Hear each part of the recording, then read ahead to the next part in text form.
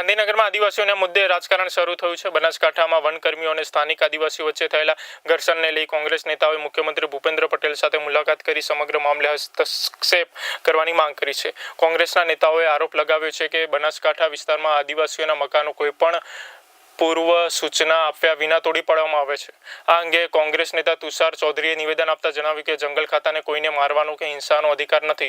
One વિભાગ દ્વારા કરવામાં આવેલી કાર્યવાહી માનવીય સંવેદનાના અભાવને દર્શાવે છે। તેમણે આક્ષેપ કર્યો કે આદિવાસીઓને આજ સુધી જંગલની જમીનનો યોગ્ય હક આપવામાં આવ્યો નથી, જેના કારણે સતત વિવાદ સર્જાઈ રહ્યો છે। તાજેતરમાં જ આપ સૌ જાણો છો કે બનાસકાંઠા જિલ્લાના દાંતા તાલુકાના પાડલિયા ગામે જે પ્રકારે વન વિભાગ, પોલીસકર્મી અને આદિવાસી વચ્ચે જે ઘર્ષણ થયું, એકબીજા પર હિંસક હુમલાઓ પણ થયા અને બંને પક્ષે અનેક લોકો ઘાયલ પણ થયા।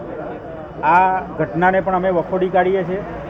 પણ આજે તમે જોઈ શકો છો કે જ્યારે રાજા મહારાજાનું શાસન હતું, એટલે ક્ષત્રિય વંશજોનું શાસન હતું, ત્યારે પણ આદિવાસી જંગલમાં જ રહેતો હતો। ત્યારબાદ મોગલોનું શાસન આવ્યું ત્યારે પણ આદિવાસી જંગલમાં રહેતો હતો અને ત્યારબાદ અંગ્રેજો 200 વર્ષ શાસન કર્યું ત્યારે પણ આદિવાસી જંગલમાં રહેતો હતો। અને આજે જ્યારે એ લોકો પરંપરાગત બીજી પેઢી, ત્રીજી પેઢીના મકાન બનાવીને રહેતા હોય અને રાતોરાત જંગલ ખાતું અને પોલીસ કર્મીનો સાથ લઈને પહોંચી જાય અને કોઈ પણ નોટિસ આપ્યા વગર, કોઈ પણ જાણ કર્યા વગર મકાનો તોડી પાડવાની વાત કરે, એમને હાંકી પાડવાની વાત કરે, એ કોઈપણ સંજોગોમાં વ્યાજબી નથી।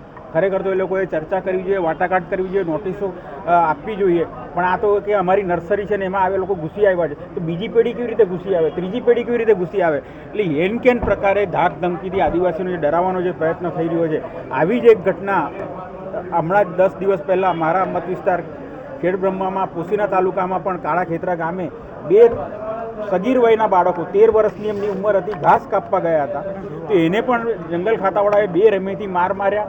હું જ્યારે સ્થળ મુલાકાતે ગયો 5 દિવસ પછી પણ એ લોકોના અંગ પર ચકામાં દેખાતા હતા, સોળના નિશાનો પણ દેખાતા હતા અને એને જે છોડાવવા ગયા તેને પણ એ લોકોએ 2 રેમેથી માર્યો। તો મારો પહેલો પ્રશ્ન તો એ છે કે જંગલ ખાતાને મારવાનો અધિકાર કોણે આપ્યો?